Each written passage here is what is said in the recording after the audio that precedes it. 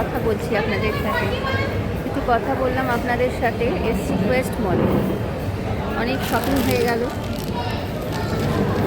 অনেক কিছু হয়েছে, সব বাড়ি গিয়ে দেখাবো।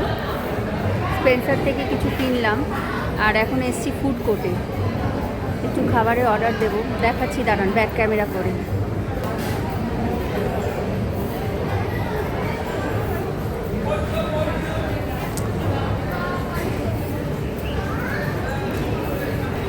আমি আমার ফেভারিট কাউন্টারের পাশে বসে, যেটা হচ্ছে টাকো বেল।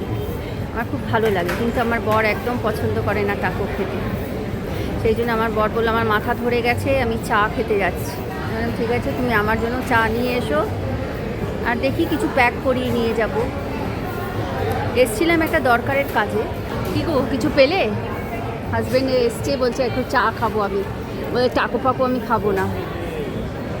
দেখছি, দাঁড়ান একটু পরে কথা হচ্ছে। ফাইনালি এটা ঠিক হলো যে চা খাবো, চায়ের সাথে ফিশ ফ্রাই নেবে আমার হাজব্যান্ড। আমি বললাম ঠিক আছে তাই নাও, কিন্তু আমি একটা পিৎজা খাবোই আজকে, কেউ রুখতে পারবে না।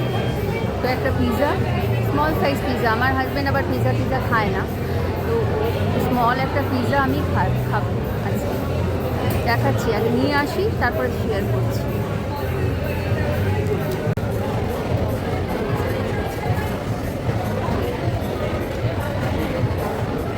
চাটা ভালো হয়েছে, কিন্তু কী বলুন তো, পুরো দুধ চা, পুরো অ্যাসিডের একেবারে খাজানা। আমি দুধ চা খাই না, আমি লিকার চাটাই খাই।